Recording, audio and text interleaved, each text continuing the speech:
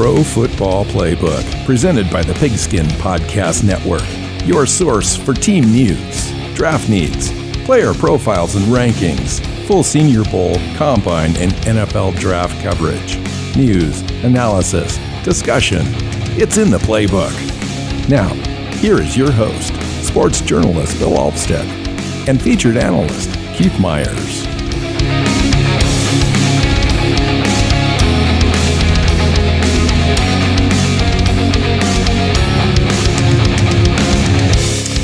Hi, my name is Bill Alvstad. Welcome into the Playbook NFL podcast. I'm your host and sitting down with Keith Myers. Welcome to the show. We're breaking down the AFC East. Good morning. Yes, good morning. So, interesting division. It's for, 2 decades. It's been a one-team division with one of the best, right? One of the best teams ever, and 3 bottom feeders of the entire conference, making it that one team's job way easier. But that's no longer the case. The last couple of years have been much more interesting in the AFC East. Yeah, it's a wonder what a good quarterback can do for you, and it's another wonder when one leaves. What happens to your conference? It just kind of flips. So the Buffalo Bills are definitely the class of this division, and we knew that going in. Yep. The Bills are on the short list to represent the AFC in the Super Bowl. They should be there competing for that AFC championship game in all likelihood. But of course, anything can happen. It's a long season. But after falling in their opener to the Steelers, which is an interesting loss, they have handled their business against the Dolphins and Washington, 2 teams that obviously were chalked up as wins really no matter what. But the Bills should reach 12 or 13 wins in a 17-game season this year with the highest scoring offense in tow. Yeah, I mean they're a team that can. Josh Allen's just playing outstanding, and the offense looks good, and the defense just needs to do its job. But we need to also look. They're 2-1, and the 3 teams that they've played have a combined 3 wins. So they haven't done anything yet. So we need to we know they're good. They were good last year. It's mostly the same group of players. But at the same time, they lost to a Steelers team that has not looked good except for in that game. And since then, they've played a couple of teams that, at least when they were playing them, weren't very good. And so I think we need to just kind of sit back and wait for them to do something before we anoint them as the team that's going to win that division. Well, behind the Bills, it's really kind of a dismal look at some of the worst teams in the NFL. Probably in the bottom 15 overall. The Miami Dolphins, I thought maybe would have a chance to come up this year a little bit, and they just quite haven't been that team yet. Tua has been kind of marginal, and their defense has been really bad, struggling, giving up 82 points in 3 games. But their offense has been marginal, which I think everyone thought that maybe they would step up and really be a little better than they thought, and just not yet. Yeah, I mean, what a lot of it is that everyone just kind of expected Tua, who was such a great player in college, but the concern was injuries, not anything about talent. They expected him to be better, and he's made some plays, but he also has missed some plays in a way that is got to be frustrating for Miami fans. I was going to say they've played one of the tougher schedules in that the 3 teams that they've played have a combined 6 wins. That's twice as many as Buffalo. They've played harder. They've played harder games. Yeah, and those strength of schedule things are starting to emerge this year as being a factor in some of these early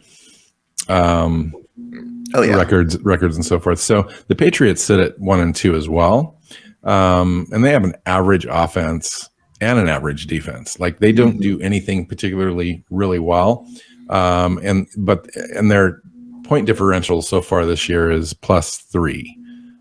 So they're fairly even in both defense and offense. They've handled the Jets no problem, but they didn't look great in either of their losses against the Saints or the Dolphins.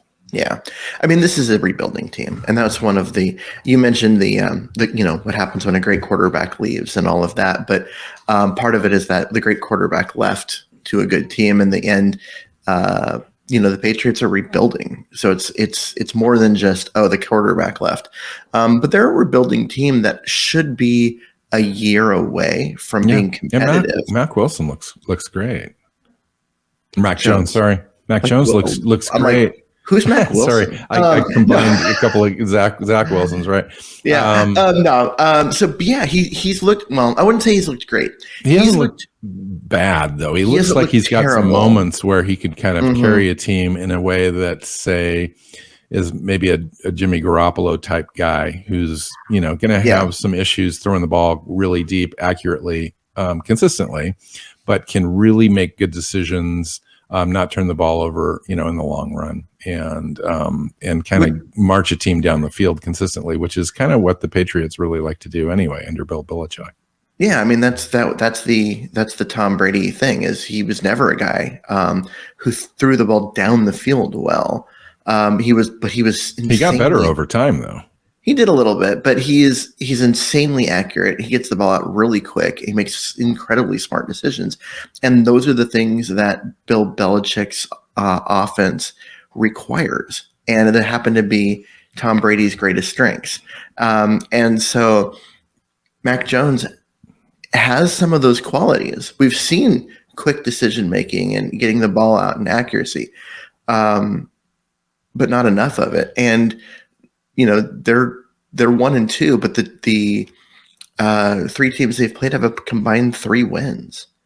So, and they've looked bad in a couple of those games. So this is a team that is not ready to compete. They're still a year away, right? But they're probably be an under 500 team, and they are what they are, which actually puts them in a fairly decent position to build their roster in the offseason, have a great draft, and kind of get back to it. We'll see. Yeah. So what can you say about the Jets, except they're clearly the worst team in the NFL right now? Well, they're the Jets, and the Jets have been the Jets forever. Well, the early returns on Zach Wilson, speaking of Zach Wilson, are mixed at best. But the Jets' strategy with new coach Robert Saleh is to go ahead and just let the kid figure it out and hope he does. And offensive coordinator Mike LaFleur, previously of the 49ers as well, in an offense that we are very familiar with, believes that he will. So, they knew this wasn't going to be easy, but with 2 offensive touchdowns in the first 3 games, no touchdowns in the last 8 quarters. It's just it's tough. They've given up 7 interceptions, or not given up, but he's had 7 interceptions so far, a league high, taken 15 sacks. So it's been a slog. It's not just him. It's the defense is really bad. The offensive line is horrible, and they just need like 2 or 3 years, it looks like, to turn this around. Hopefully, a guy like Robert Saleh, who's an excellent potential coach, he's a great coach. Does what he does as a defensive coordinator translate to being a head coach? That's right. Most people believe it does. But will he be given the time it's going to take to rebuild that team? Because the roster is terrible. And the GM is awful. Yeah, well, that doesn't help. That's why the roster is terrible. Right. I felt really bad when I heard that he took that job, because he's a guy I want to see succeed. I think he is a great coach and a great person underneath being a great coach. I want to see him. LaFleur is a quality guy too. I mean, that's hopeful for them. Really, it is. If they can hang on to those guys for a while and really build this thing under Zach Wilson, if he turns out to be the quarterback that everyone thought he was going to be coming out of college, then that's a good foundation. Then they just need to really focus on the interior lines on both the offense and defense.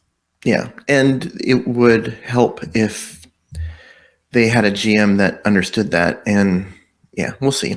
I just want to make sure that I don't just please don't ruin Zach Wilson by putting him out there and letting him get killed. Yeah, that's it's a fine line, because the team is so bad. You really do risk putting a guy out there too early to take too many hits. 15 sacks in 3 weeks is not a great sign. So they're just gonna have to figure that out and monitor that and put them in positions to get the ball out quick and all that kind of stuff. And we'll just see how it goes. Yeah. But so that's a wrap for the AFC East. You can find Keith on Twitter at Myers NFL. I'm at Alvstad NFL. The show is at Playbook_NFL on Twitter. PlaybookNFL.com has all of the shows and other content that you can find. Find us on your favorite podcast platforms and on YouTube. So until next time, we'll be back here and we'll be talking about the AFC North. See you soon. Thanks for listening to the Pro Football Playbook podcast. Follow Keith at Myers NFL. Bill is at Alvstad NFL. The show is at PF_Playbook. Listen and subscribe on your favorite podcast app or YouTube and at our website, profootballplaybook.co.